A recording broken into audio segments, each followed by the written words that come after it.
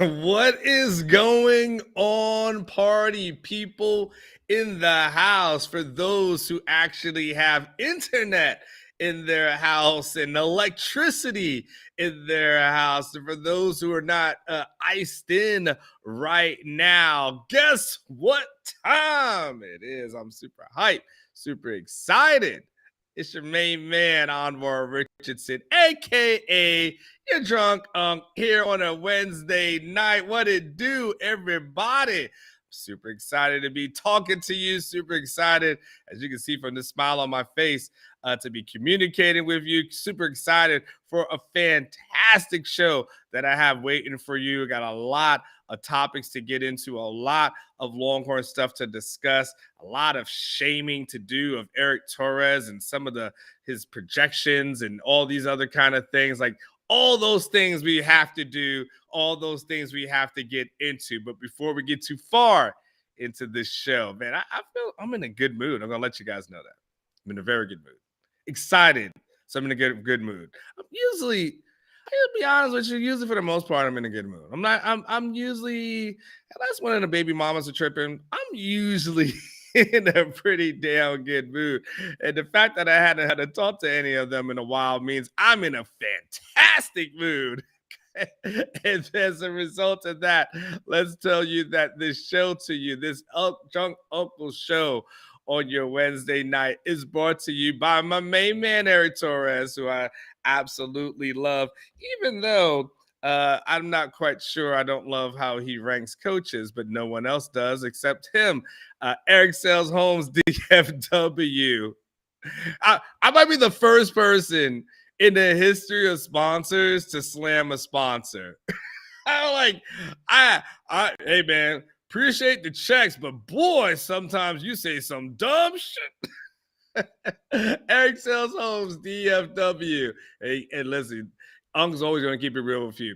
If you're looking for a home, by the way, if you're not looking for his takes, but if you're looking for a home in the DFW area, my man Eric Torres has got you covered. Like all the jokes being said at his expense, and I appreciate Eric, and he really is a good dude.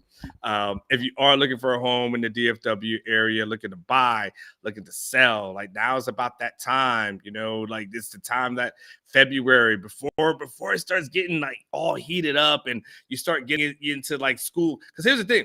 If you don't know, especially if you're first time home buyer, like when you start waiting until like school gets out of session, and by I mean school, obviously, parents like myself who have kids in school, you start waiting for that thing to get out of session.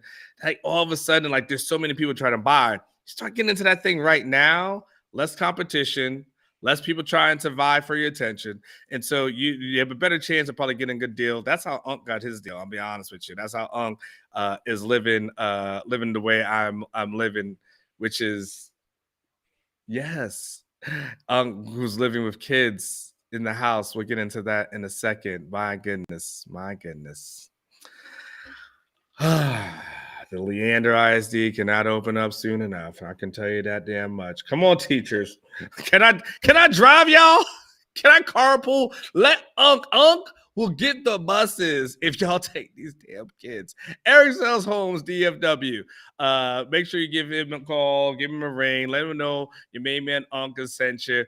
Go ahead. It's about time to get yourself into a home, by the time to sell your home, whatever it is. And by the way, they got all kinds of deals for people who, I just want to throw that out there. All kinds of deals, especially first-time home buyers. Like, the market is not as crazy as it once was. So you've got people who are paying closing costs and things to that effect. So I just want to let you know that thing is out there. So anyway, Eric Sales Homes, DFW, that's in the corner.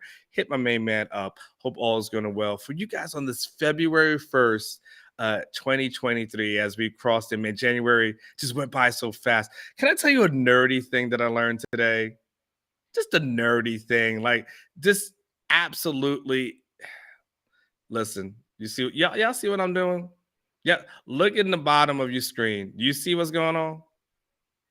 Yes. When I say something about the Leander ISD needs to open back up, I am not playing when I'm saying the Leander ISD needs to open back up. When you see Unc walk away, pour himself another drink, and come back, That thing that you saw on the bottom of the screen, that's going to be the reason why.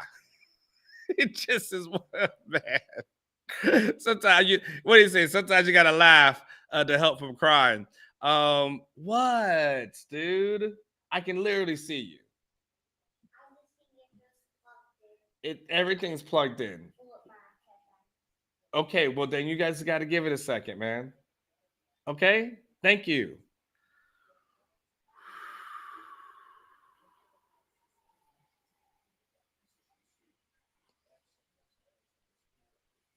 Okay, so can I tell you some nerdy thing that I learned today? Shit. Ah, so do you guys realize this is a nerdy thing, real quick nerdy thing that's gonna make you, if you're a nerd and you're a nerd with numbers, it's gonna make you even nerdier in front of your friends. Um, December 31st, 2023.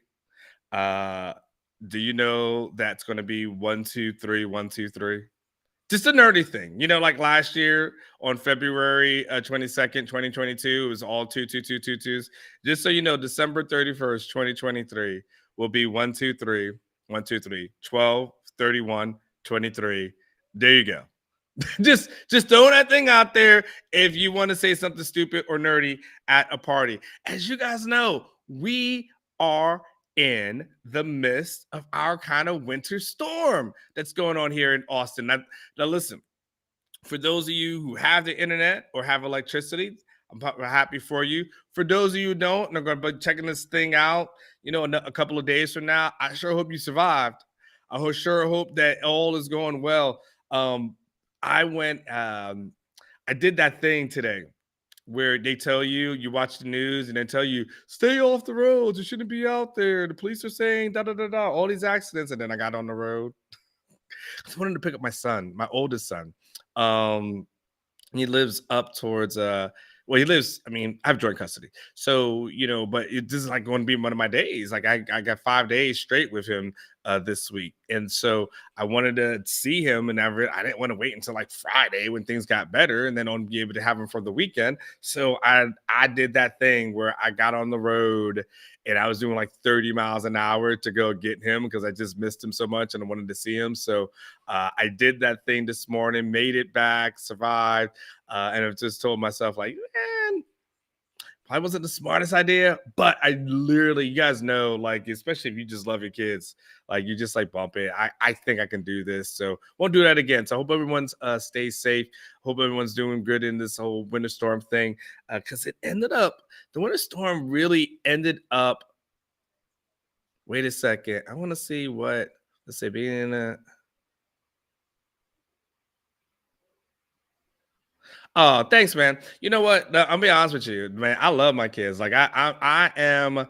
Listen. At the end of the day, I got joint custody of my oldest son. I got sole custody of my youngest son. Like I am an active father. I am here. I am here. We won't go into too deep in the stereotypes, but I am here. I'm active. That's an important role for me. That's my 15, 20-second sidebar. Like I love being a dad. I love being active. I love the impact that you get to have as a father. Like, and that thing is important to me. So for me to be able to shape the lives of my young men and help them and grow to be older, like I said, I literally will drive through snow and sleet and ice in order to make sure I get them, or at least one of them, to spend time with them. That's the thing that matters the absolute most to me. Of course, you guys matter. That's awesome. But yes, I love my boys. Very active. Coach their teams, like all that kind of stuff. Super active. Today, though, February 1st, ended up being a real big bag of nothing. First of all, UT. We didn't get a press conference with Steve Sarkisian today through Zoom. They canceled the Zoom press conference. How do you cancel Zoom? They're like, there's an ice storm outside, so we're going to cancel it. I'm like, did you really? Okay, so I get the feeling. I get the feeling like Steve Sarkisian, it wasn't sitting in the dark. Right? I really get that feeling that Steve Sarkisian wasn't sitting in like his big old mansion, and he's like, man, I don't even know what I'm gonna do. Like, I don't know. We so cold in here, man. Like, hey, Lori, like, L'Oreal, give me some of them suits that you got. They can burn that one suit though. His Wendy suit. They could have burned that one for heat if needed be. Because that was an ugly ass suit that he wore there. But Steve Sarkisian, he didn't talk. He didn't talk today. And then we ended up having a big bag of nothing after that, right? Because Deuce Robinson, he doesn't commit today, and we now everything seems to be like the whole baseball thing. It's so funny. I, recruiting people are so funny to me. Recruiting people are hilarious to me. Everyone who does recruiting and they do whatever their future projections are, you know what the great thing about those people are? They never ever really have to be quote unquote wrong. Because I'm like, well, where were all the projections that said like Deuce was going to go to this specific school? And then it doesn't happen. Now everyone's like, oh, yeah, I think he's going to probably play baseball and see what happens. I'm like, don't you guys gotta be right about something? Nah, the recruiting thing is it is the forecast is interesting. People will put in forecasts like 20 minutes before someone commits. I'm like, how can you even do that? Can you do anyway? So Deuce, he doesn't do anything. It looks like Red Oak DB Warren Robinson won't make his announcement until Friday. Jason Sukkabel reports on our website today. I mean, not on Orange Bloods. Shame on you for not helping me help out these damn kids and pay these damn bills. You see, I got two. I'm a single dad. You can't put $10 on it. Can't put $10 on it to make sure Junk Unk can make sure you play for AAU basketball. But yeah, so but Jason Sukkabel, he kind of reports that it seems to think that the thought process is that Robinson signed today, but just won't announce until Friday, which is kind of a weird way to approach it. I mean, I'm not going to lie. I mean, like you signed today, but you didn't want to sit. And now look, he might be at a point where he's like, hey, I wanted to have a press conference. I want to have people around like Friday, the weather be better. So I'm good today.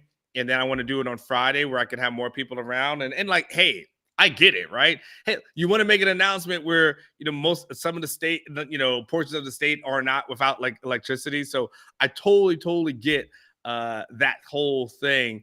But in any case, so we're waiting on Warren Robinson and what he's going to do. So it ended up being like nothing. Like we literally were like, man, it was one of the most anticlimactic February signing days, probably in the history of UT, where we literally didn't have a press conference. We didn't have anybody sign. Like literally nothing happened. And if Robinson doesn't come, like we really saw nothing in February, which is kind of crazy when you think about us and us being so old school and how we were raised and what February really meant.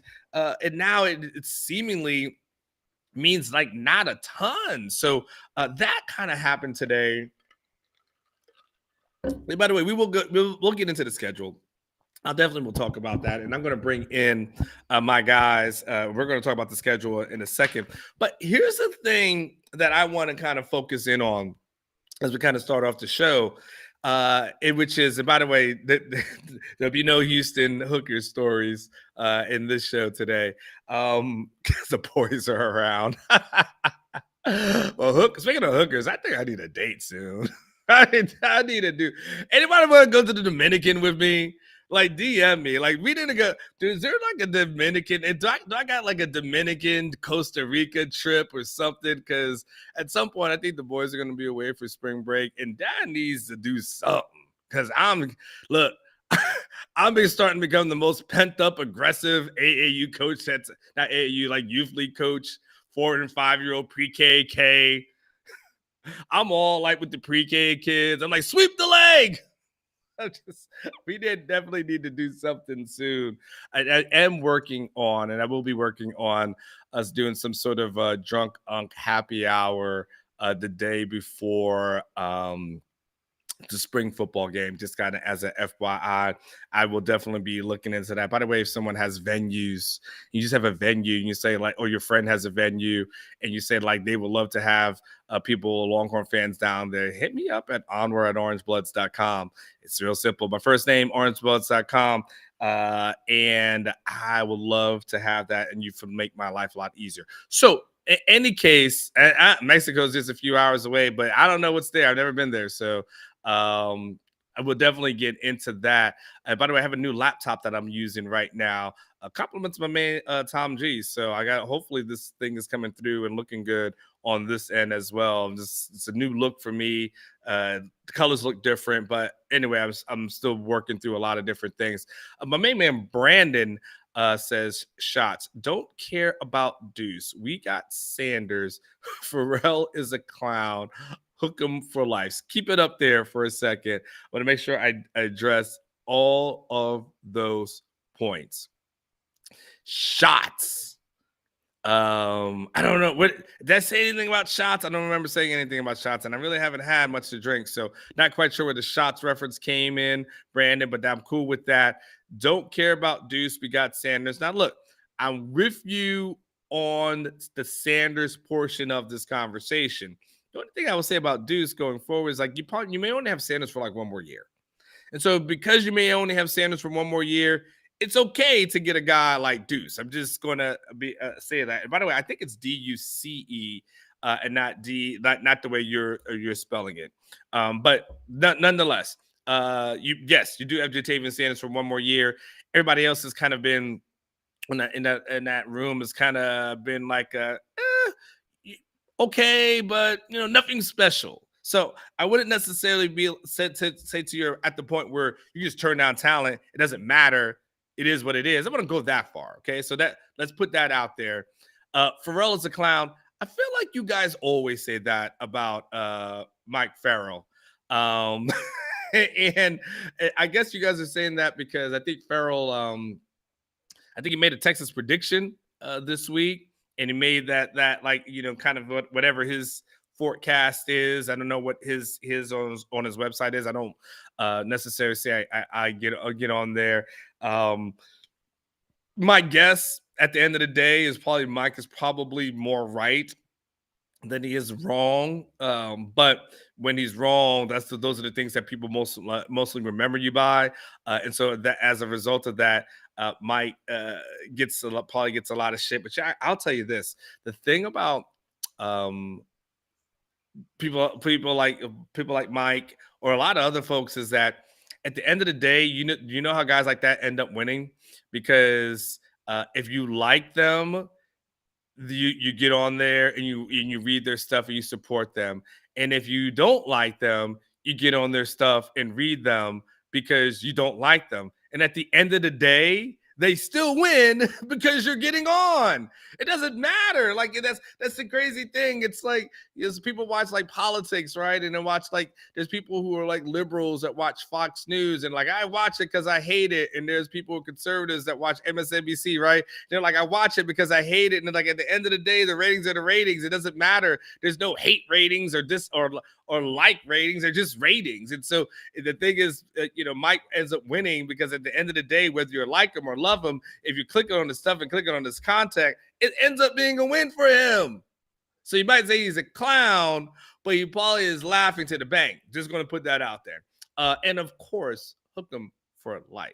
Now that I think we all can agree on. Brandon, you're my man. I love it. Appreciate you.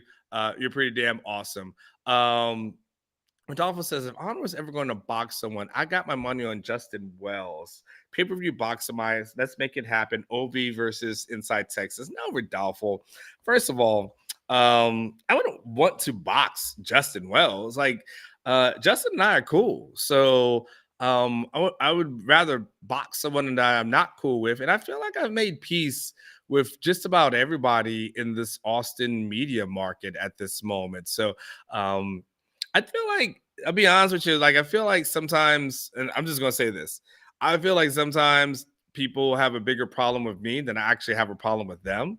But I literally don't have problems with a lot of the media members. Like I know I get like attacked, and I know that's people that pick apart the things that I say or the things that I write. You don't see me go at others, but I feel like it happens towards me. But I don't know. This is like this weird um thing that I feel like people try to manufacture with OB versus Inside Texas, and I don't understand it, And again, I've had my um, run-ins with them, but I don't dislike any of them. And I'll be honest with you, um, I speak very highly of Joe Cook. I really, really like Joe Cook. I think he is a professional. I think he's a great guy. He stays out of the bullshit. Like Joe Cook's a real good dude. Like I'm serious. Like there's a lot of media members here in Austin that I respect, but one of the guys I respect the most is Joe, who obviously works over there. So you know, I will never be able to say enough good things about a guy like Joe Cook. Just be honest with you. So I have no beef with anything with Inside Texas related. Sometimes I feel like they may have a beef with me, but I have no beef with them. I respect everyone's work. I feel like there's enough food on the table for everyone to eat, and I'm not trying to take food off of anyone's table. I don't worry about the competition. It is what it is. All I can do is just do me, do what I do, and wish everyone else the best of luck. So, but no, I don't want to. I don't want to get into a fight with Justin Wells or anyone like that. I'm actually at a peaceful state. Dude, I got kids, man. I'm too old. I'm 49 years old. I'm really every year. Can I say this real quick? And I'm gonna get into some stuff every year. I really try to make a vow that I'm not going to get into any kind of Twitter beef with someone. And I swear to you, towards the football season, someone like calls me out of my name. And then next thing you know, I'm in it, but I never go after the people. And so once again, I probably will fail at it. But once again, I'm trying not to have Twitter beefs with anybody from any other websites, and hopefully this will be the year of breakthrough, even though I don't think it's going to be. So let me say something, because we're going to get into a conversation about the schedule in a second. um and I kind of want to just, one of the things I kind of wrote on Sunday that I kind of want to just bring up to you guys here. Did someone say 20? No, 49. Unc's 49. Unc turns 50. Wait, 50.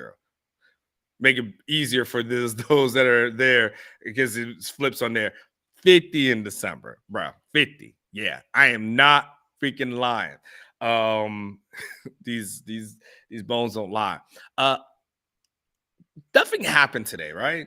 And I think you can look at what happened today on signing day out of a couple of different prisms. You can say to yourself, man, well, Texas didn't sign anyone, and what happened, and what's going to happen with Deuce, and what's going to happen, with other recruits or some of them. So, like, you can really tell yourself, like, well, what is Robinson going to happen on Friday, and what will that mean if that happens on Friday? Like, you can tell yourself like that, and you get consumed with all that. You can tell you, and you worry about the February signing day. But to me, I think the most important thing, as I think about where we are and where Texas fans are, where you guys are, where you should be, I think the most important thing to me is this: at the end of the day, even if Robinson doesn't come, it either one, right? Even if it doesn't happen, whether it's Deuce, whether it's Warren, whatever this stuff, if it doesn't happen, no, I wish I was 29. Trip. Them days are long ago. But we go to Costa Rica. Never mind. Those days are long ago. Or Dominican. Uh, at the end of the day, isn't it fair to say that Steve Sarkisian has done more than enough? Like, isn't it fair to say, from a recruiting standpoint, if they sign nobody else in this 2023 class, are you going to go back at all and say to yourself, you know what? This thing was really a failure. I can't believe that he didn't sign one guy in February. No, you're not going to say that. You're not going to believe that. You're not going to even try to wrap your mind around that, because you and I know it's not true. Here's the thing that you have to start thinking about, and this is what I'm thinking about, and this is what I stay focused on.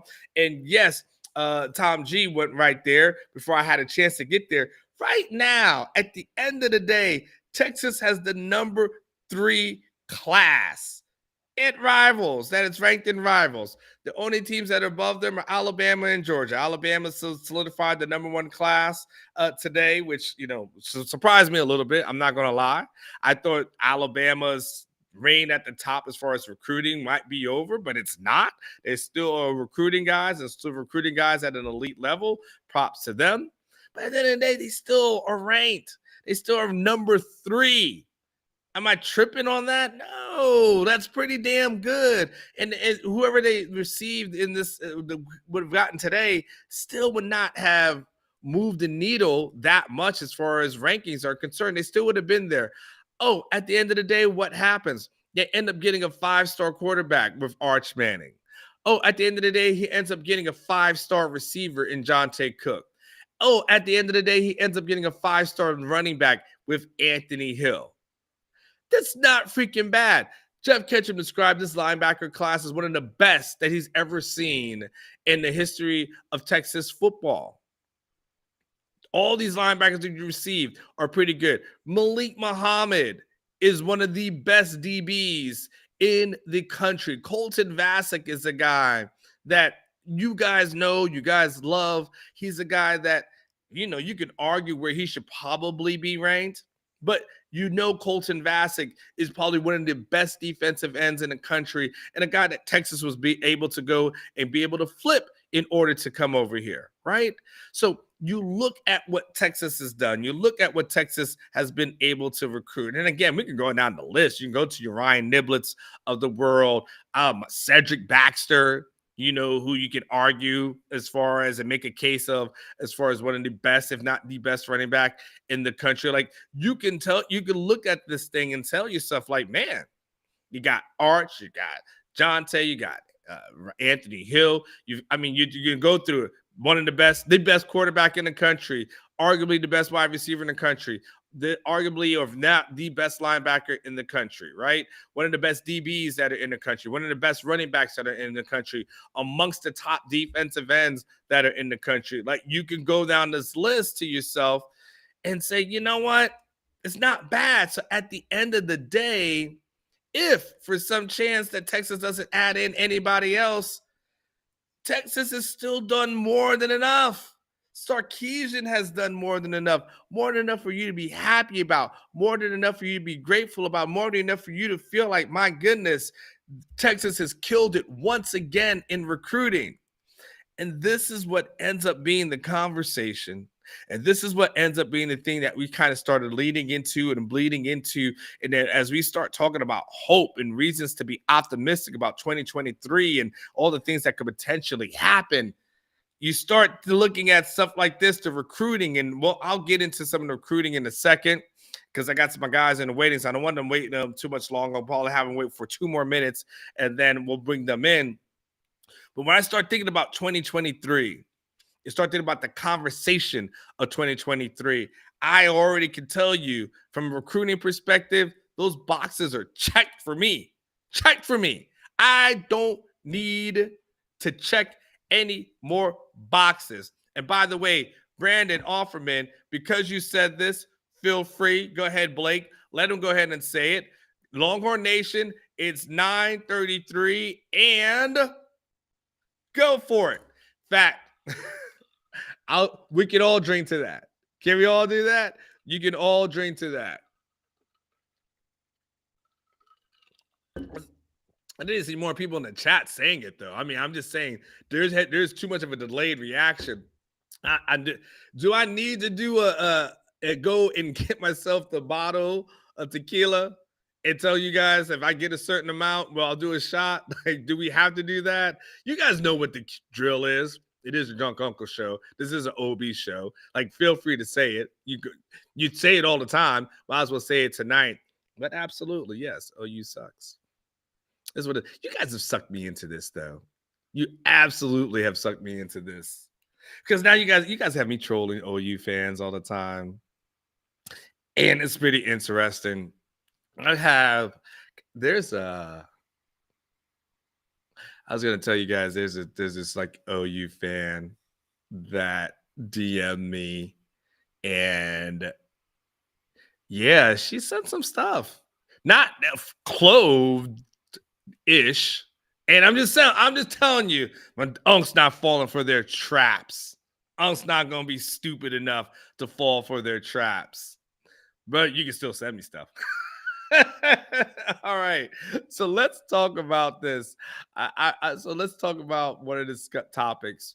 Let me start laying the foundation of 2023. Let's start talking about the schedule because the schedule came out this week. Because I'm gonna really hop back and forth to different things. But no, by the way, Jarrell, Deuce has not signed.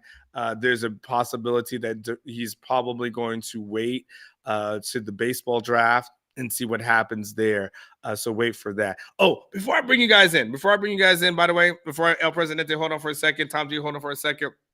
Just want to say one quick thing. Man, Brandon, at this point, Brandon, you might as well be on the damn show. Like the point is, I tell people, if you drop 100, you can be on the show. Pretty sure you're at 60 right now. Another 40, and you are a panelist. I'm just gonna throw that out there. Get some good backdrop, but you can enjoy me and the guys on here and have a good time. That's the barometer. You want to be on the show? Drop 100 in the super chat. You are on the show tonight. Just let you know, or any night, but specifically tonight is the one I'm talking about. Roshan Johnson had a hand injury in the Super Bowl. I forgot to mention this real quick. And a hand injury during the Senior Bowl. Doesn't look like he finished out that practice. He won't be able to participate in any more of the practices. They replaced him with the Texas Tech running back this week, and so that has happened for Roshan. But you know what? At the end of the day, just know this as it relates to like the whole draft evaluation process. First and foremost, ignore everything that you heard up until now. I just want to tell you guys something. Everything that you hear before now, as far as the draft, when you hear like a scout says this, a scout says that, a scout says this, a scout said that, ignore that.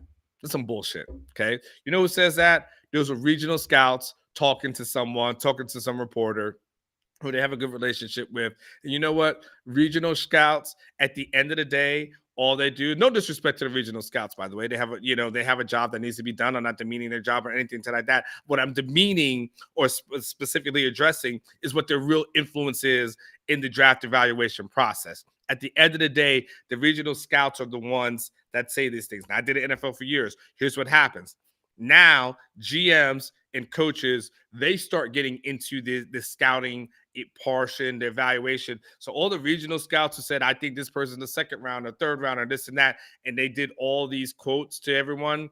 Now the real folks are starting to come in, and all they're doing is taking the paperwork and they say, thank you, regional scout. And now I'm going to go start doing my own homework, my own paperwork, and then they will then decide, and then they will then make a draft board that they are now going to be like, these are their guys. Regional scouts aren't even in most draft rooms anyway. So when you start hearing things now, that's going to be the more accurate thing. When you start hearing about people talking about stock going up or down, especially in the combine, ignore most of that. It's bullshit.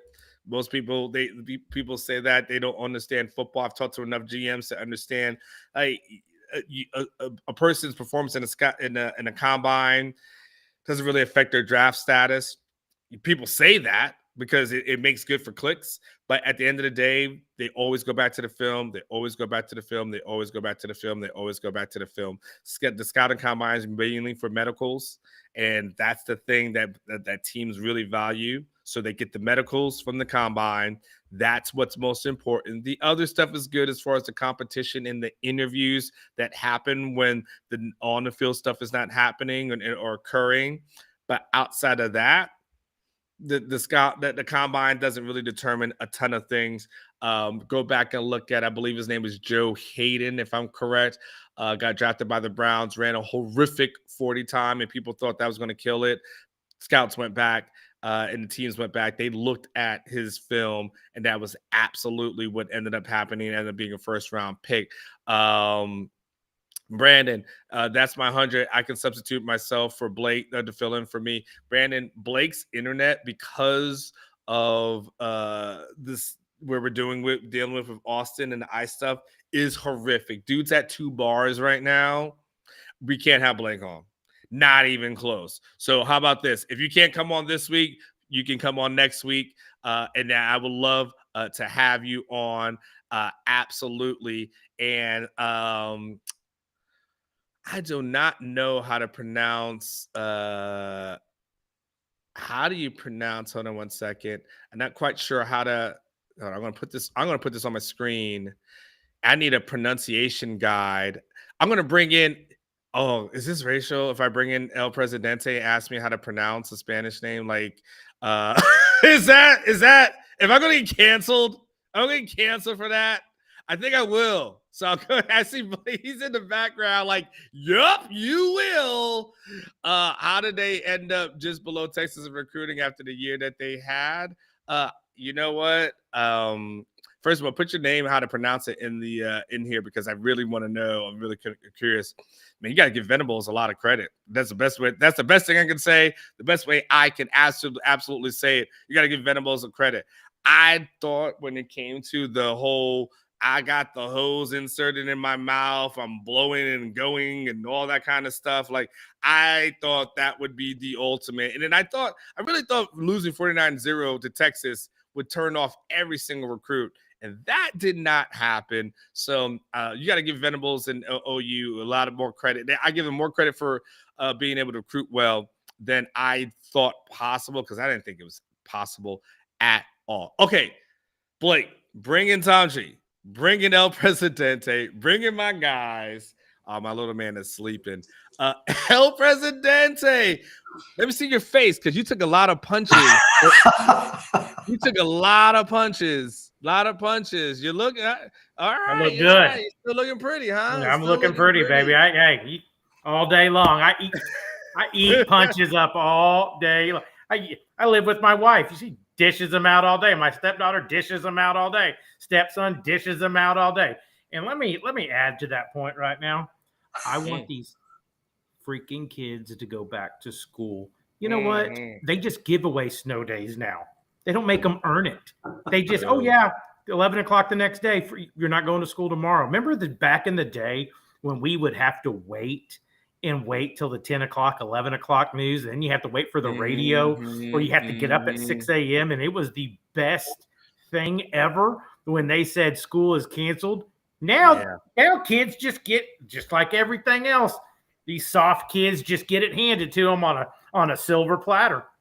You get it on the app. You get the message on the app. And then next to you, and they're like, no, we're not doing it. I'm like, golly, did you even try? You didn't even try. Can we even see there's salt on the road? Like, can we even try? Like, no. Yeah, it's embarrassing. I got kids. Hey, can I drive to my friends? No. You know, we got people on social media. Hey, do you think it's okay we let our kids? No. I mean, you're the worst parent in the world. Stop. You know, I mean, they let them sit in their room for 48 hours. They'll be fine. And these kids are just driving us crazy right now. We've got until Friday. And so all it is about getting through the day, which means, but they have to make up these days, if I'm correct, El Presidente, don't they? So they will.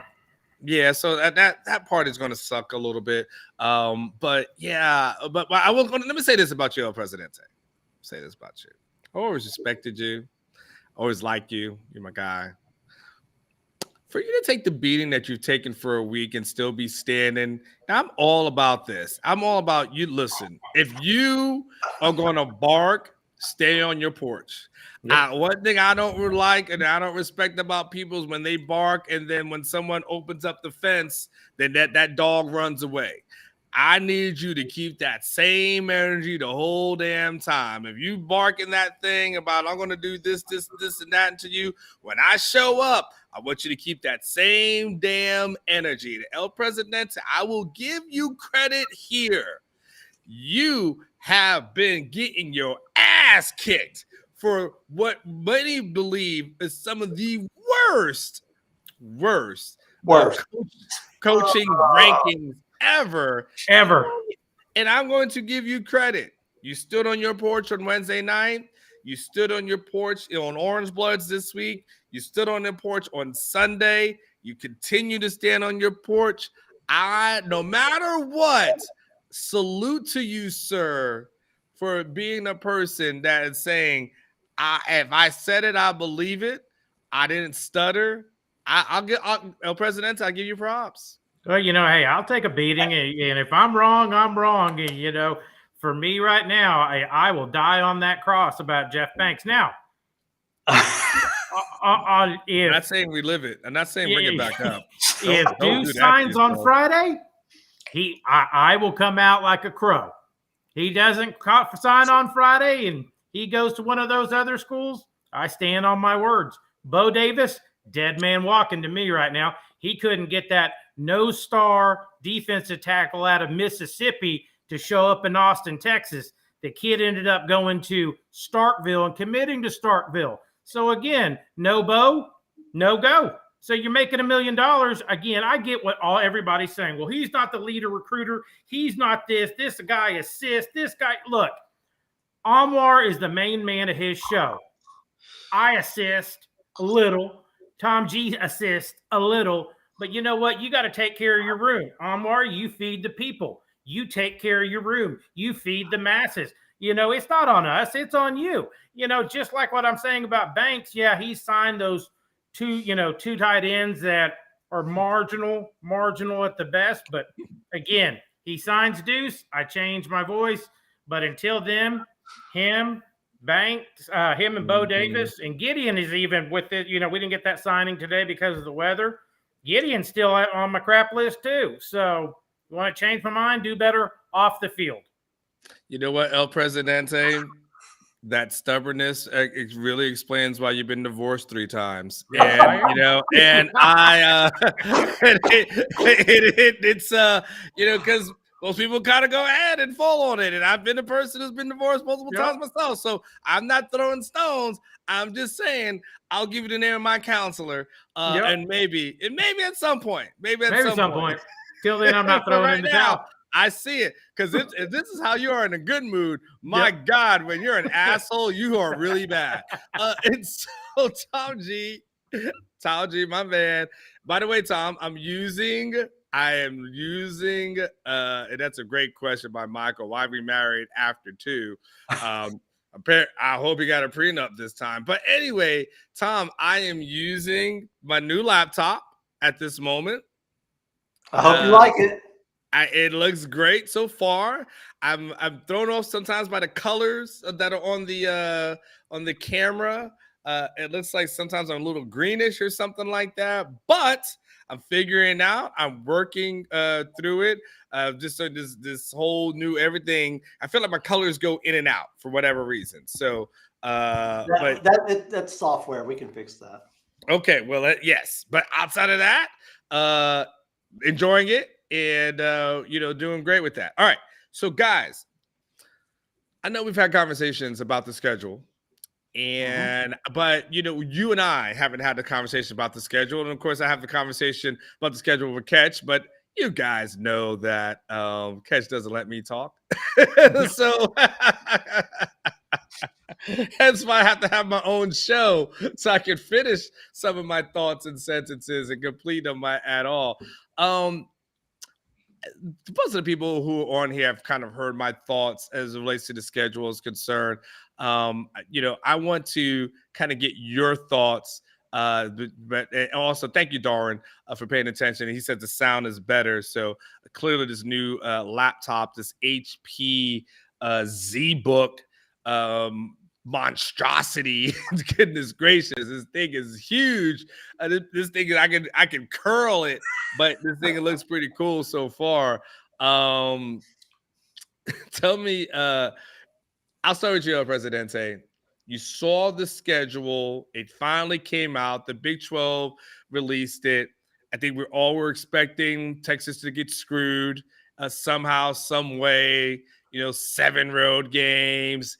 every game is going to be, BYU in November and Cincinnati in November, on the road, certain things to that effect. I was kind of curious what you thought of the schedule when it came out, and we'll start diving into a little bit of the specifics in there as well.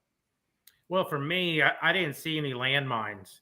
And my definition of landmines is, I remember when we were all talking last summer, and we were all talking about the schedule. Then I pointed to that Texas Tech game being a huge swing game.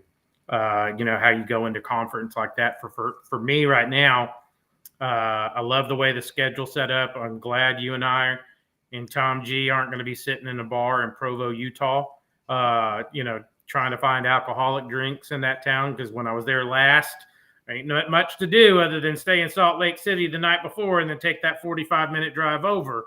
But they're very nice people over there. But, for me, all the games, but all the games are in the state of Texas, but for two. The one potential landmine is Ames, Iowa. And what we need to pray, it's not a 7:00 game at night in Ames, Iowa.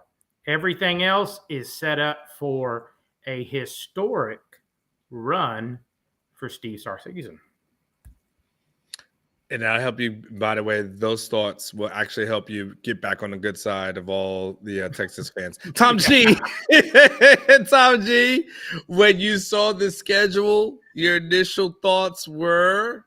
Yeah, so when I first looked at it, I like the fact that we're getting Baylor early. That was one of the things I did like, because I think they're going to be breaking in quite a bit of new talent. I didn't think there was the first 6 games of the schedule, other than Alabama, I thought, and I put OU in this, in this also. I think if we're not 5-1 or 6-0, something's wrong, because I thought it was pretty much a cakewalk for the first 6 games. OU didn't even scare me really. I'm not really worried about OU. So it comes down to Alabama, and I'm sure we'll dig into Alabama more. So I'll save a lot of my things for that one. On the second half, the only thing I don't like, and I would like to see a little bit of separation, is having at TCU and at Iowa State and back-to-back, knowing that we are, against Iowa State and against TCU, we have lost 3 of the last 4 against each of them. You're doing it again. We're not. There's some. Y'all did this last time. There's something. Okay, I am convinced that somebody has hacked into both of our phones. Yes. And because I just got a phone call from El Presidente, who's now getting a phone call from me. We both are not really touching our phones. Somebody has hacked into one of our phones. Yeah. El Presidente, it's got to be you, right? Because yes. No, illegal tampering. It's not me. All right, go ahead, Tom G. Keep going. Sorry. So when you look at Iowa State and at TCU back to back, we've lost 3 of the last 4 to each of those teams, respectively.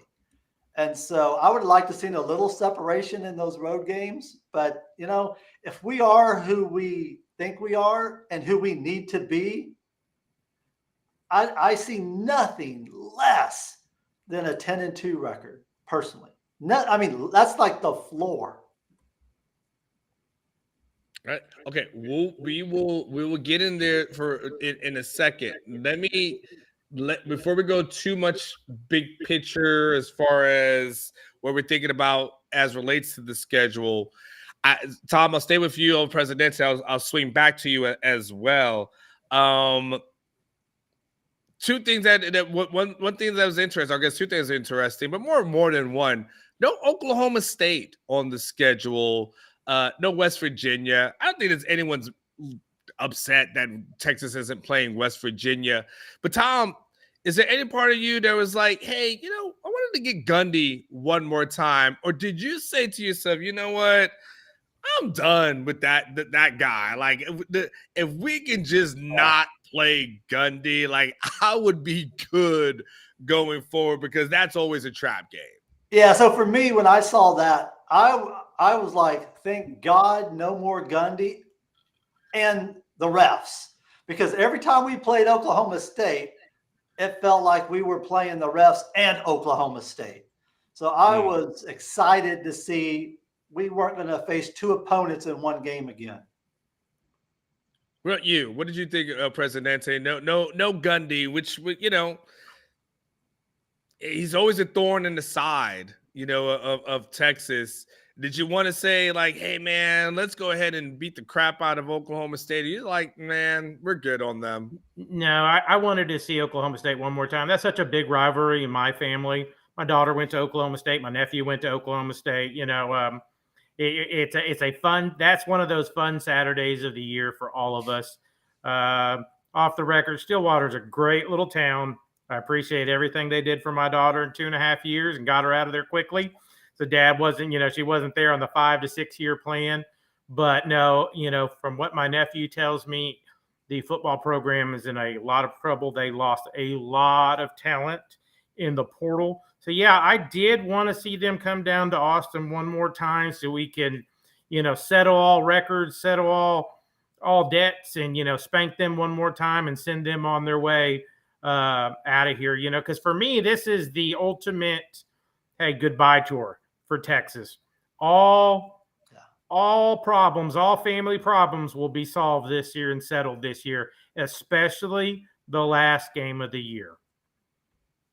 Yeah, Tech. I agree. I want to put Tech in a. I just want to mud stomp those people. Yep. I mean, yeah.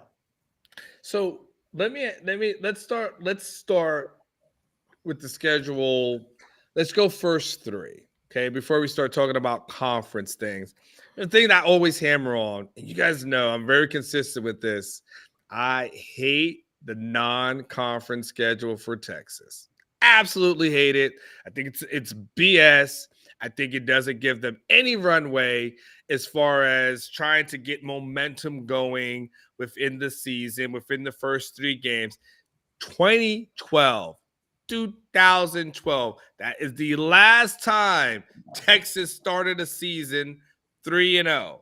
And again, I get what Texas was thinking at the time. They were like, okay, we've got to enhance our non-conference schedule. We've got, there's no A&M here. We got to give fans something to look forward to. So Texas started going out and scheduling the tougher teams in the country with the thoughts like, all right, our fans want to play against these other programs and tougher teams. But what's happened is in week 2, you're playing against, the Alabamas of the world, the LSUs of the world.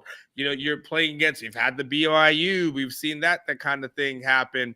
And then, of course, going forward, you're talking about Ohio State and Georgia. And I'm sure some of that will bleed out, will bleed in the Georgias and the Floridas of the world.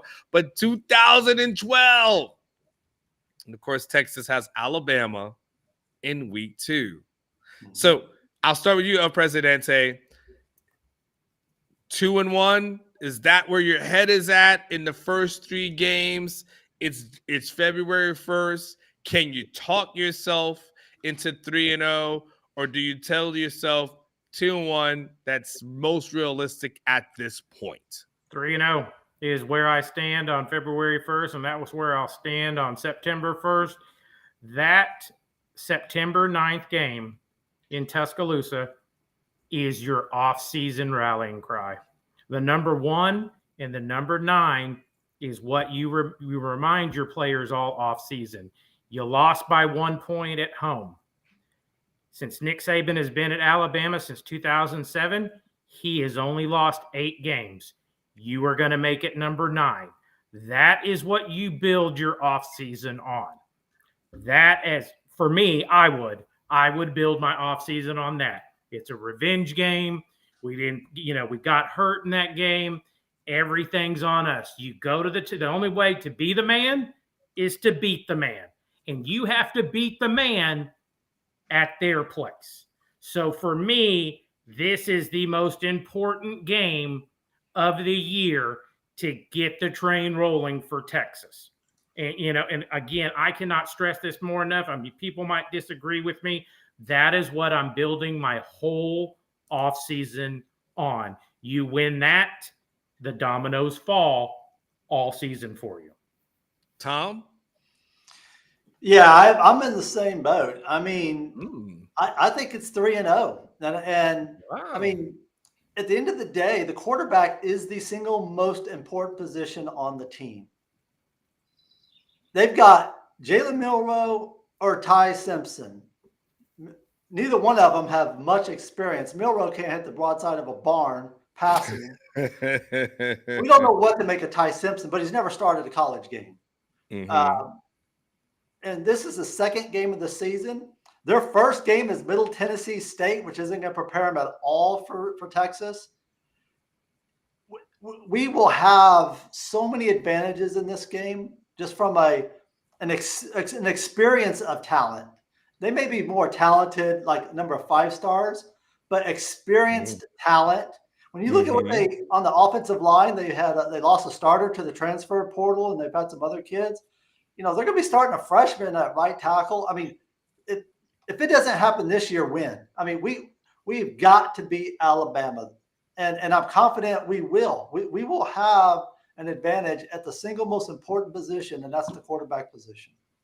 Wow. Okay, so both of you guys, as of February 1st, are saying 3-0 in non-conference play. We're on record, right? That's okay. Right. Tom, El Presidente said he's not going to change regardless. I'm going to ask you, will you give yourself a potential out? I'm saying right now, hey, Tom, if you want to circle back later on, I'm going to give you your get out of jail free card. Are you going to take it? Or are you going to tell yourself, F your card, I'm 3-0? I'm going to say, F your card, we are 3-0.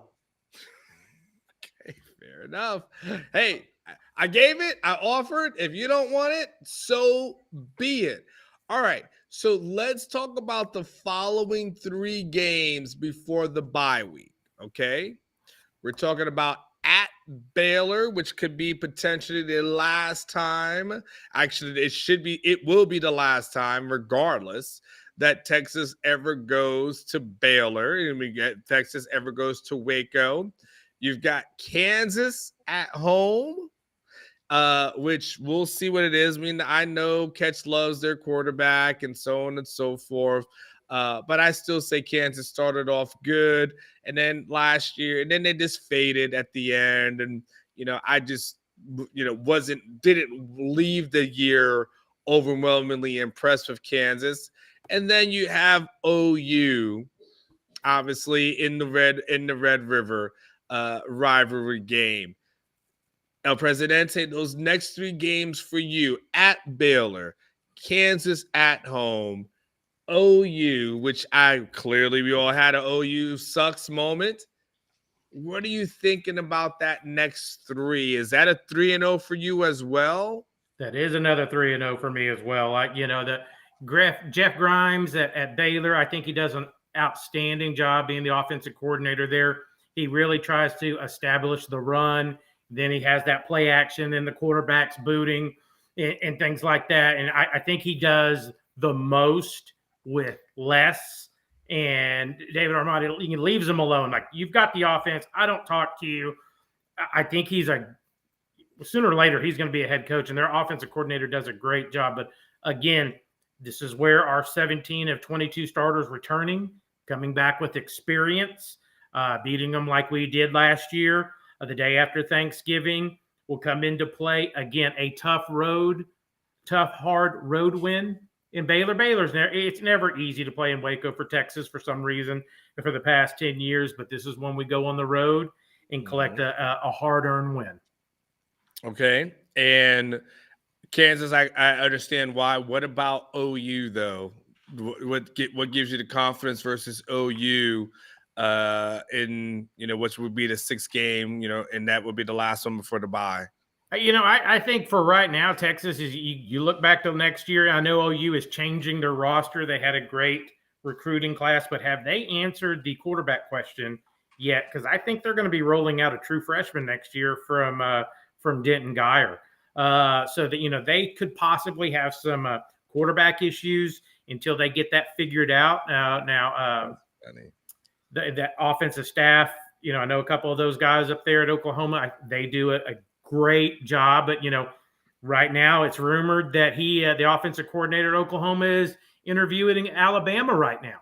So for me, it's is that whole staff going to be intact when the season gets there? We don't know. They're going to be breaking in a freshman quarterback from Denton. So for me, I think Oklahoma is still kind of behind the 8 ball. They did take a lot of licks last year. They did do a good job in the transfer portal. They've got some kids in, but they did lose a significant amount of kids again this year. But for me, that 49-0, that's we're finally going to see 2 years in a row of Texas, getting a little momentum in that series.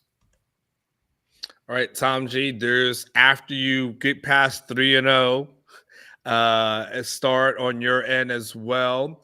Again, same scenario, same teams that I'm talking about at Baylor, Dave Aranda, and whatever that may bring. Kansas is here at home. And then, of course, Red River. What's your thought on those next 3? Yeah, so I'll start with saying 3-0, baby. Okay, you guys are both good. Okay. Right?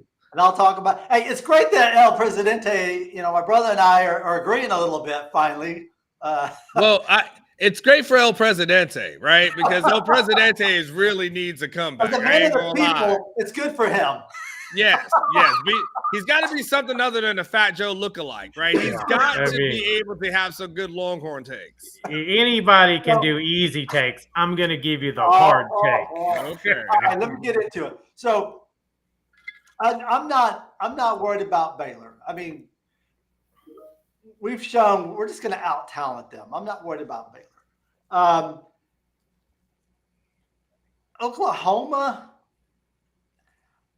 we have shown twice with Sark, we're putting up 40+. We are putting up 40+ on Oklahoma. Question is, what are we going to give up? And I think that I think PK has figured it out. Now, granted, last year, obviously, they didn't really have a quarterback, but I mean, come on, they're bringing back a Jag. I don't think he's all that. And they don't have the weapons around them that even had last year.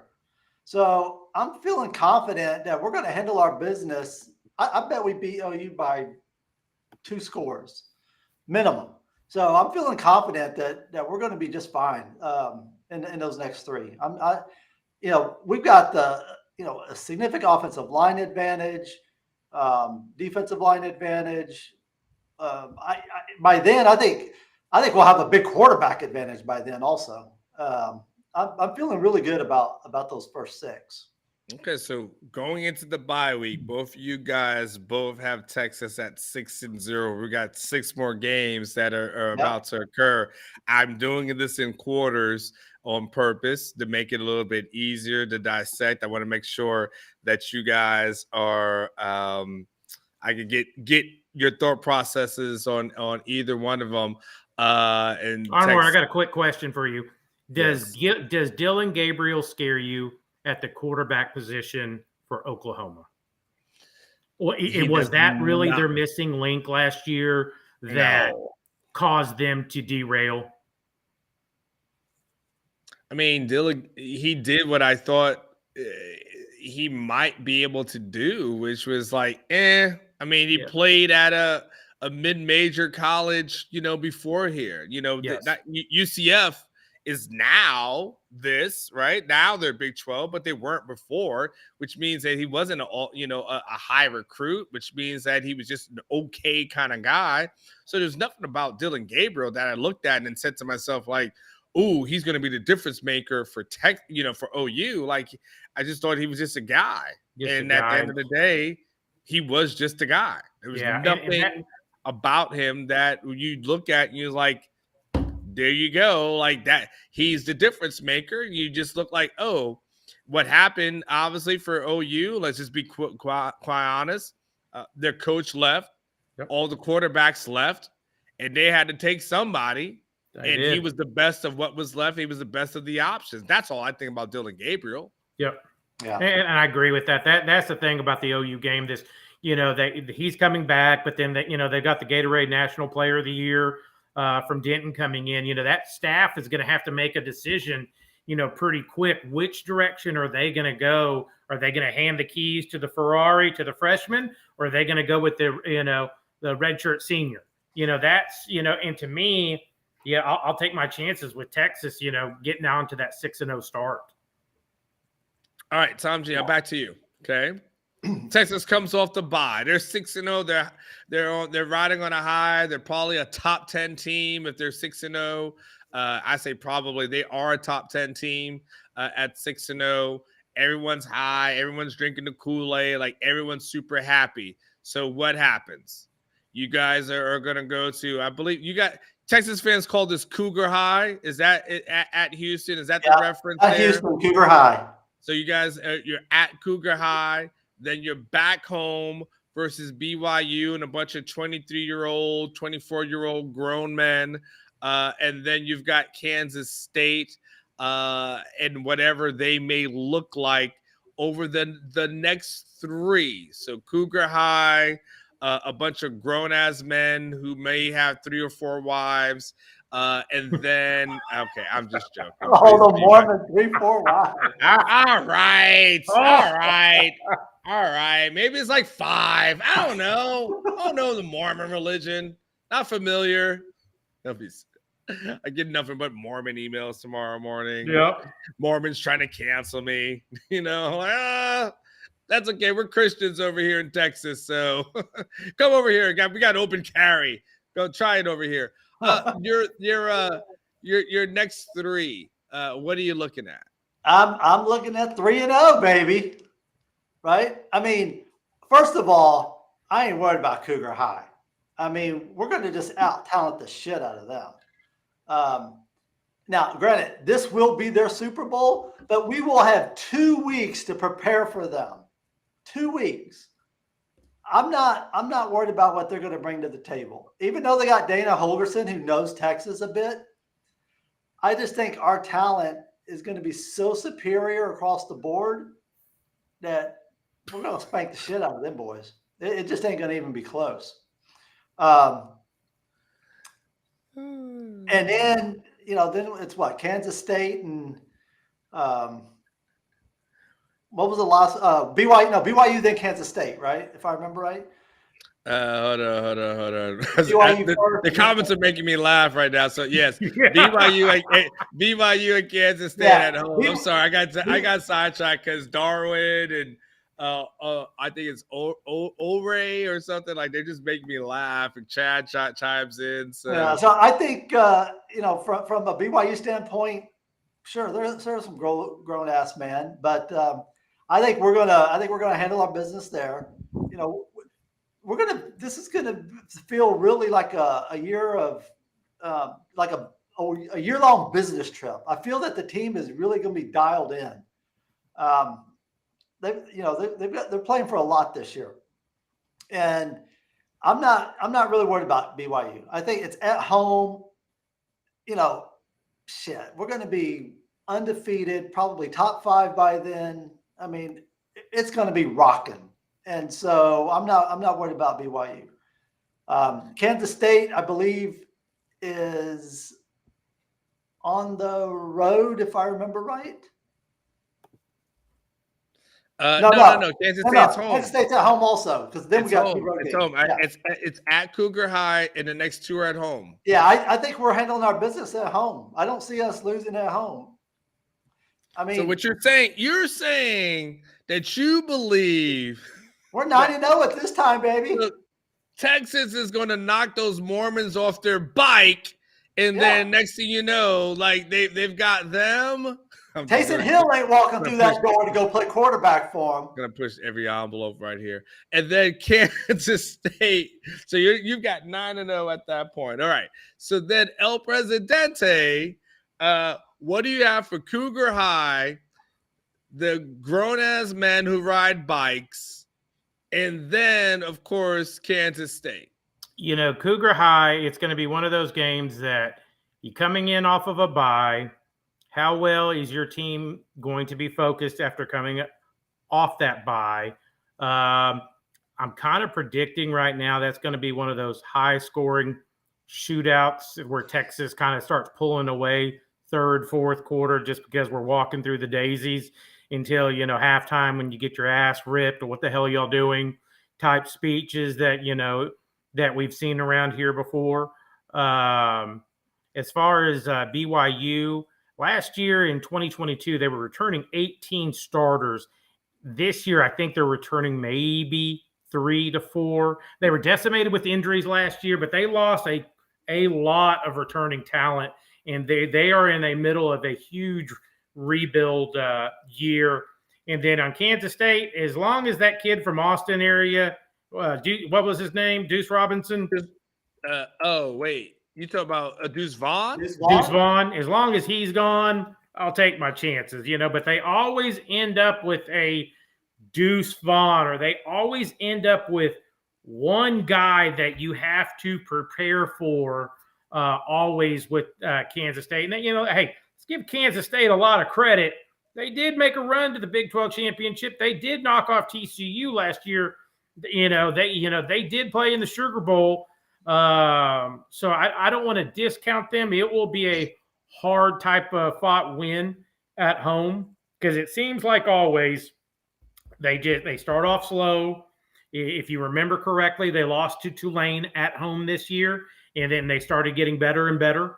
It's going to be one of those seasons for them that, I'm glad we're playing them in Austin. I'm glad you don't have to go back to Manhattan, Kansas ever again, Anwar. So for me, it'll be one of those tough, hard home games at home where, the spread is X, but they're not covering the spread, but they are winning the game. So what you're saying is BYU is going to knock on the door, but Texas is going to hide and make sure to get the win. Like, that's what we're saying? 3-0 for me again. 3-0 for me again. So you guys, I can see Texas beating BYU pretty bad because they're in a middle of a rebuild year. But Kansas State, they always play hard and tough, and they're like Iowa State. They always play hard and they always play tough. And they, again, that's going to be a hard game at home. Yeah. The other thing I would add, Anwar, for BYU, they're going to be playing a Power 5 almost every week coming by the time they Very true. And it's going to be the first time they've done that. So they're going to get worn out. They're going to have a little more injuries than normal. I don't see them, by the time they get to Texas, they're going to know they've been through a gauntlet. Good point. You're absolutely. You know what, Tom? That's a fantastic point.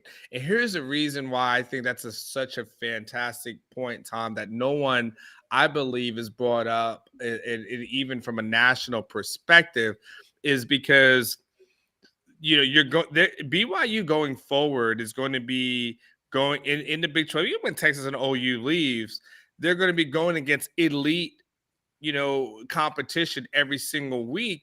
To which, like, BYU can't say that's what they recruit, but these other programs will be able to say that's what they recruit.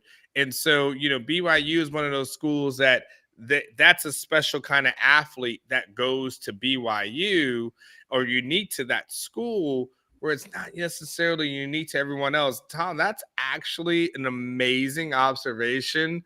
I love it. I'm going to steal it. I'm going to totally be with it. Okay, let's do the last three. So the last three of this schedule. Now you're at TCU. You're at Iowa State. Home on a Friday, day after Thanksgiving, versus Texas Tech. Now, listen, I will tell you this, and I said this when I was with Catch this week. I don't believe TCU is going to have a repeat of what they had this past season. I think they caught lightning in a bottle. I think they caught every single break. I think everything happened for TCU. But if you tell me I believe that that's going to happen year in and year out for TCU, I would tell you absolutely not. Not at all. That's not going to happen. Iowa State, I feel like Matt Campbell missed out on an opportunity to get out while the getting was good. And because he didn't get out while the getting was good, because he didn't leave at the height that he was, like, I feel like Matt Campbell is stuck in a situation where he can't leave, can't go anywhere better. He should have left when he had all those seniors. He did not. And so now all of a sudden, he's just going to be, I feel like Iowa State will just be a middle of the road school, middle of the road program from now to who knows when.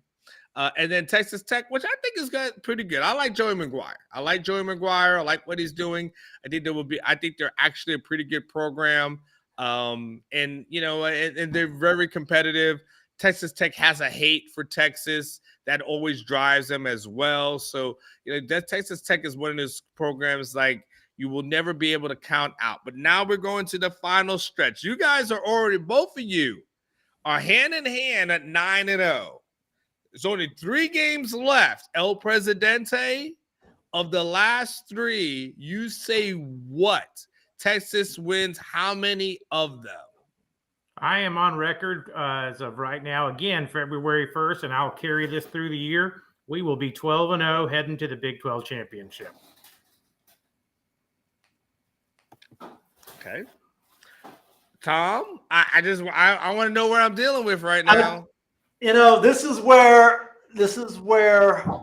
I'm looking at the TCU Iowa State combo, right? Two of the last 3 times, and the last 2 times we've been in Ames, we've lost. Similar, with TCU. I'm going to say somewhere in the last 3 games, we trip up and we lose one. So I'm going to say that we're 11-1, still going to the Big 12 championship. But I think we're sitting at 11-1 at that point. I mean, okay. So I got 11-1 on the board for Tom. I've got 12-0 on the board for El Presidente. El Presidente, let me just circle back to you. Let me see if I can just get you to budge at all. Okay? We're talking about November 18th in Ames. If Texas is continuing doing what they're doing, we're talking about that's probably a night game. It's going to be cold out there. The sirens are going to be going crazy. Like, it's going to be a crazy atmosphere. It'll be a sold-out game for Iowa State for all the right reasons, right? You're at that point, and Iowa State is just sometimes can be a thorn in Texas's side. We've seen it, and to what in the stats are there. There's no part to you that says, you know what? There's got to be a trip up here somewhere. Like, are you literally saying to us right now, I don't see a trip up, a hiccup, a stumbling block, a nail in my foot, like whatever word or you want to use, a metaphor, you see none of that in 2023. Unless one of our bus drivers is hurt. If we have a significant loss at quarterback, that's the only way I can see a hiccup. Or left tackle. That's the only thing I can see. I do not, you think about TCU's run. Let's start with the first game. TCU's run. They're doing a great job in the portal. Tell me, after a national championship run, you didn't recruit a quarterback? You had this great year and you couldn't get anybody to come, and then your backup quarterback that was on the bench, the third teamer that played versus Colorado, that I thought, whoa, that kid reminds me of the Kansas quarterback. He took off and left for Cal Poly, and now you've got a new offensive coordinator coming in. You have, which Kendall Briles is, he's going to do a good job there, but he doesn't have very much, for his veer and shoot game that he likes to run. He's going to throw out there Chandler Morris unless they find someone this summer. I do not see them. Their first game of the year, Dion could come in here and just ruin their season from the word go.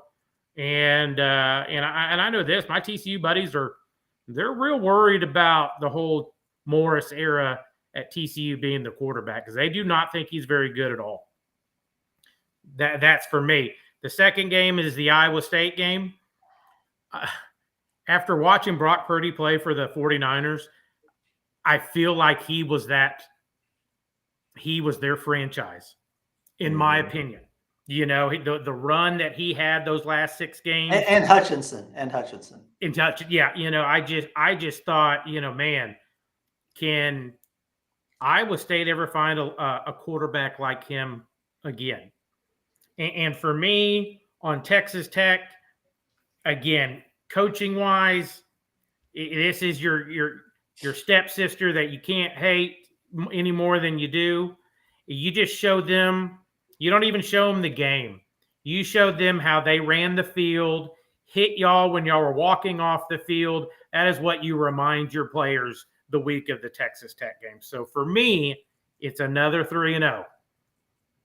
Okay, so let me ask you guys a question. Okay. Because right now, El Presidente, you've got 12-0. Tom G, you've got 11-1. So let's go to let's talk about something if things don't go right. Okay. Texas finishes 10-2. Okay, so for you, Tom G, that's only one off from what you have as a current prediction, which you know the season will definitely dictate a couple of things. For you, El Presidente, that would be 2 off from where you're at. Okay, I'm going to give you 2 scenarios, and I want to get your answers to this. Texas is 10-2, but still makes the Big 12 championship game. Would you still feel this season as a success? Second question, and Tom G, I'm going to go to you first on this one. Texas finishes 9-3, which is 1 game better than they did in 2022, but they don't go to the Big 12 championship game. Is that a failure to you, Tom G, based off of what you're thinking, which is 11-1? Like, if I told you 10-2 Big 12 championship game, are you happy with that? Is that acceptable? But if I tell you it's 9-3, but you don't make it, that means 2 Big 12 losses in Alabama. Is that a failure to you? Yeah, so I'll answer those 2, and then I'll give you a third one that I'm thinking of. So First off, anything short of an appearance in the Big 12 championship game is a total disaster failure of a season, in my opinion. This is Sark's 3rd year. There are no more excuses. The talent is there. The roster's ready. I mean, it's what, 17 of 22 starters coming back? There are no more excuses. Anything short of a Big 12 appearance is a total disaster failure. Now, if it's 10-2 and we're there, that's great. If it's 9-3 and we're there and we win, that's still a success in my mind. But we have to make the Big 12 championship game. And if we make it, we damn well better win it. Okay. I mean, there are just no more excuses for him, Anwar. I mean, this is it. This is his 3rd year. I mean, we're going to know if he's the right coach for the SEC in long term or not. This is the year. This is a make or break. Even if he doesn't do it, we know he's still going to stick around because of Arch. But the confidence for him to turn it around in subsequent years is going to be gone. If it happens, it's going to be a total surprise, but it won't be an expectation anymore. Okay. El Presidente, your thoughts? Same thing. 10-2. They make it. Big 12 championship game. You and I are having drinks in Arlington in early first week of December. 9-3. Didn't make it. What are we talking 9-3 is a complete F.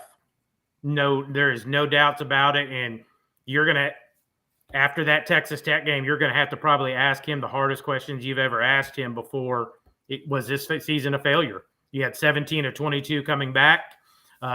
You've improved your wide receiver room. Your offensive line is in their 2nd and 3rd year, and you've rebuilt your lines. What went wrong? Were you a good enough coach on the offensive side? Was your defensive coordinator a good enough coach on the defensive side? What happened on special teams? You got to start peeling back the banana if we go 9-3. Now, your other scenario, if we go 10-2, it has to be 10-2 in a New Year's Six bowl. That is the minimum. It has to be that, whether it's the Cotton Bowl like USC and Tulane played this year. It has to be, they need to make a New Year's Six as the minimum for year 3, in my opinion. And again, that's my take. You have built this roster. And if you remember his first press conference here, Sark said, I wouldn't have built the roster the way Herman did. I always remember that as a kind of subtle jab at Herman in that introductory press conference. So here it is, year 3. The roster is built exactly the way you want it. Exactly the way you want it. You just got enough. You just brought in an NFL coach to manage your wide receiver room. You just brought in a national champion wide receiver that has skins on the wall. You brought in a free safety from Arkansas that, if he stays healthy, was a first-team SEC player. Other than that needle in the haystack that we keep on missing with Bo Davis and getting us that ultimate rush in, or that war daddy defensive lineman, what are we missing on this staff? I'm sorry, what are we missing on this roster? So for me, 9-3 is a failure, 10-2 at the minimum with a New Year's Six bowl. Anything less than 9-3 and revolt. You'll get it. You're not signing him to an extension, and he goes into year 4. Yeah, he's done. I mean, you're not signing him to it's his contract year 2. I'm sure he's looking around because he's on a 4-year deal, correct? Or is it a 5-year deal? A 5-year deal. So, I think it's 5. I think it's 5. So, he doesn't really have to, we necessarily, the brass doesn't really necessarily have to make that call, but you're going to start thinking some things heading into the SEC. Is this the right guy? Because know how people are up there at the Belmont. You know how these money makers are at the Belmont. They're going to, look what Tom did. He won every bowl game, and he still got canned. Well, yeah, I mean, the problem is, the challenge for Sarkisian to what you're saying is we're going into year 3. He hasn't won the bowl game. So he hasn't appeared in one. Another year they lost in one. So, there becomes a thing where, at some point, you've got to be better than your predecessor. Like that's the goal. That's what you're here for. That's what you're hired for. Hey, the recruiting stuff is great, but no Texas fan. You guys are Texas fans. I guarantee you don't want to be known as the winners in December and the losers in December as well, right? Like, you want to be able to have, if you're going to be known as the winners somewhere, you want to be the winners as in December as TCU was, per se, or Kansas State was, as a necessarily saying, well, Texas won in recruiting. Well, Texas always wins in recruiting. You want something a little bit more than that. The last thing I'm going to ask you guys about, and then we'll do some parting shots, because I know we've been going at it for nearly 90 minutes. Real quick, Tom, your faith level in Sarkisian into making Quinn into the quarterback that he needs to be in order to win a Big 12 title. Like, the what have you done for me lately thing. Where are you at? Where's your faith level at? I don't know how to quantify it. I'm not asking for a scale of 1 to 10. I'm just wanting your opinion. Where are you at as far as I believe Sarkisian can make Quinn into that plus level player that, Texas needs him to be? Yeah, I'm confident. I'm pretty confident, that can happen. And I'll point to the Washington game as an example. I mean, I saw significant progress. I didn't see as many back feet throws and everything else. I think after he got hurt, he kind of lost his mechanics. So I didn't see him lose his mechanics near as much during the Washington game. And so I'm confident that he will continue to develop and put the right mechanics in place. But more than that, I think Quinn feels the Arch Manning train coming up his ass. And he knows, his grand plan is to be in the NFL after this year. The only way that happens is for him to be all in. And so I think you're going to see him do everything it takes to make sure that happens. And so that's a combination of him doing putting in his own work, but also think that's him of really accepting and listening to what Sark is trying to teach him. You, Presidente? No, I have 100% faith in Sark. I do. I know there's not very many of us out there, but from top to bottom, I love how he is recruiting. He had 2 number 3 classes in a row. I like what he's doing. I know he's had some misses in the portal, but I think he got better this year in the portal. I thought he was great bringing in Gary Patterson to help on the defensive side of the ball last year. I think he has remade this roster. I think we all can agree he has remade this roster to get ready for the SEC. The question is the quarterback, and that's supposed to be his bread and butter, and that is his specialty. So, if there's anybody feeling the pressure other than Quinn, it is Sark. We got to get better play from our wide receiver room, and that's something I'm sure they're going to work on very hard during the spring. But for me, Quinn needs to get on the same page with his wide receiver room. I know you and I have talked privately about that wide receiver room. It's a big spring for them as well. I love the hire that they made, and you know what? Let's now get the whole engine going the way. And let me leave it with this. I know what we just said a second ago is 9-3 a failure, is 10-2 this. Well, do we want to look up and be like Florida State? Because they ended their season at 10-3, and they were playing in Orlando versus a 6-6 Oklahoma team. Is that what we want? Because we'll be pissed off around here if that happens. I mean, for me, again, and I am banging on the drum, it is a New Year's Six Bowl, whether we make the playoff or not. Again, and my prediction is if you're 12-0, you should be in a pretty good spot right there. But if not, you've got to make that New Year's Six Bowl this year. This is an important year, and it starts with our quarterback, and it starts with our head coach, and they are tied to the hips. Blake, I saw at least one more super chat come in from Michael, and then we'll do some parting shots. He goes, I wonder if Peyton or Eli is going to pop into the QB room now and then for some mentorship. Michael, the reason why I don't think that's going to happen, I think, those guys got their own TV things going on right now. So, because they got that NFL stuff that's going on, and because they're really into that world, like I don't know that you can just bank on them, doing that. And like it's just at the end of the day, it's like it's a competitive thing. So you can't necessarily think that they're going to pop in to benefit everybody. Like they want to make sure their nephew does well. It's not to say they're going to hate on anyone else, but it's not like they are Texas, guys where you got to expect them to come in and they're going to help all of Texas. Like, no, they want to make sure Arch does well.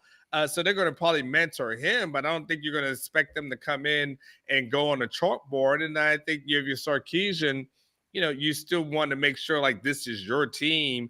You're running it. Like there's always going to be that ego and pride that comes with coaches that I don't want everybody else to come in and take the credit for the things that they've done. And I think, so I don't necessarily see that at the end of the day. If they do come, or if they're around, they'll be invited by Steve Sarkisian for, a limited purpose.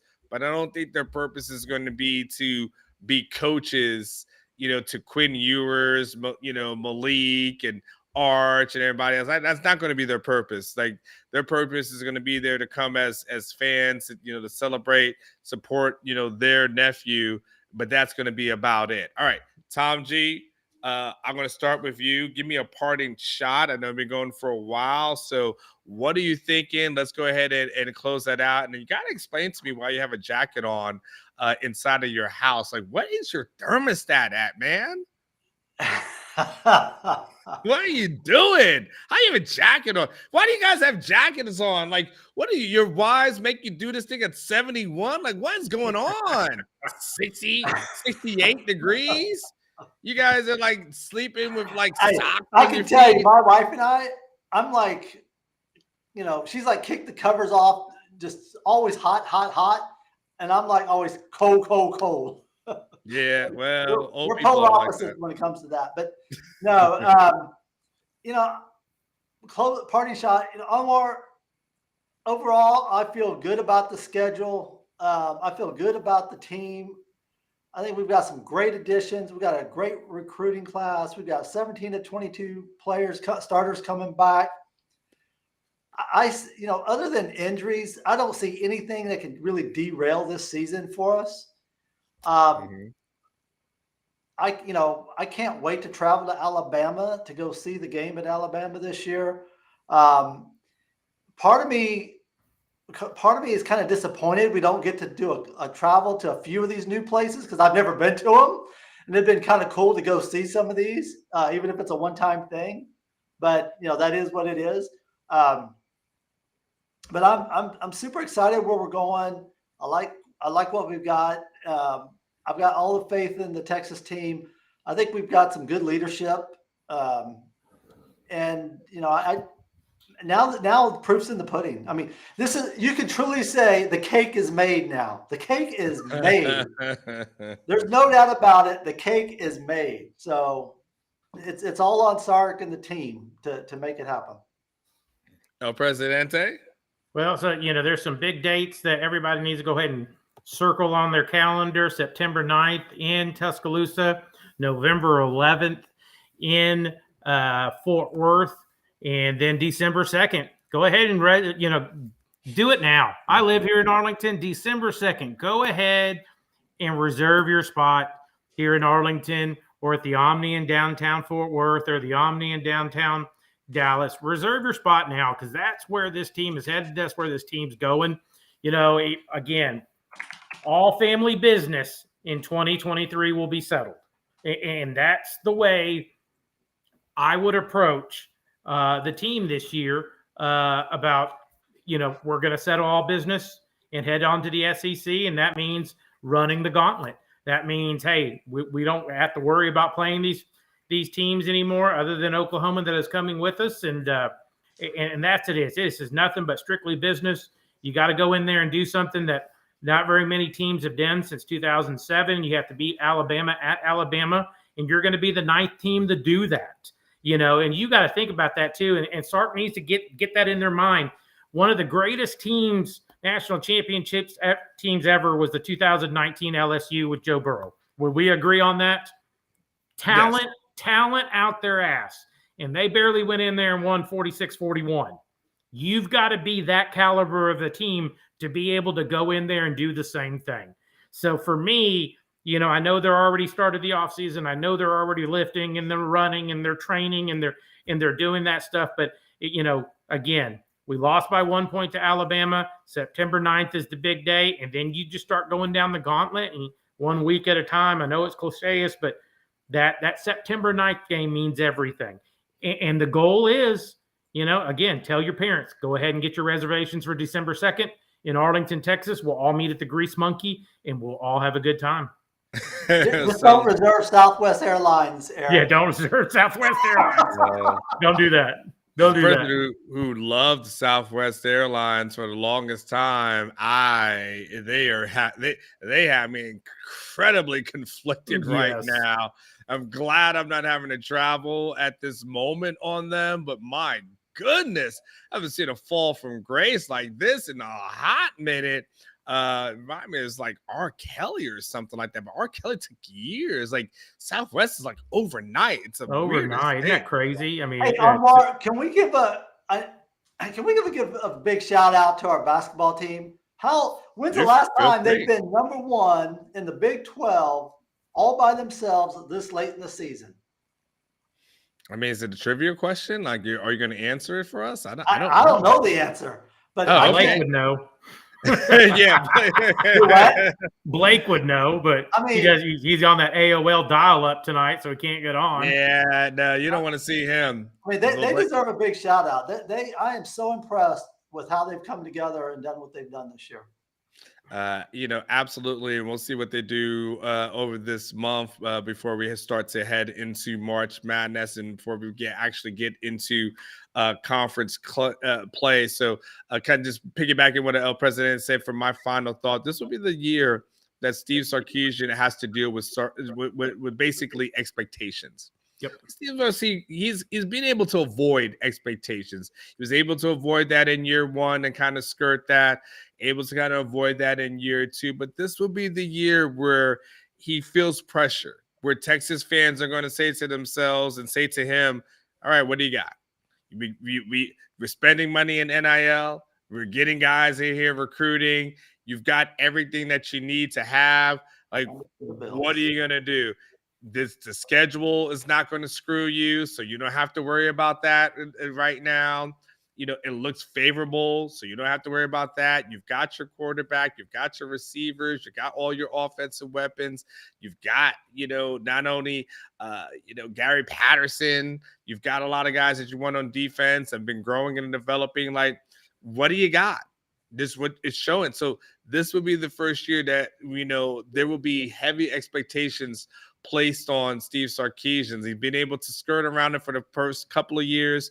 It will be there right now. It would be interesting to see if he steps up and answers it and answers the call, because as you see, 12-0, 11-1, the stakes are high. The expectations are even higher. And so we've got to see what Steve Sarkisian does as relates to that. And of course, be safe. Got one more day of this cold weather.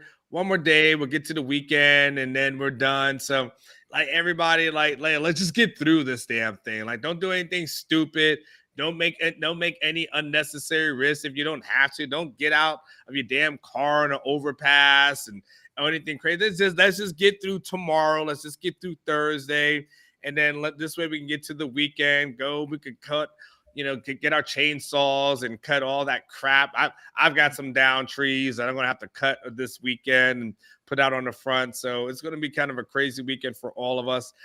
So just, be safe, stay warm, and enjoy yourself and enjoy your loved ones as well. So on that note, thank you, El Presidente.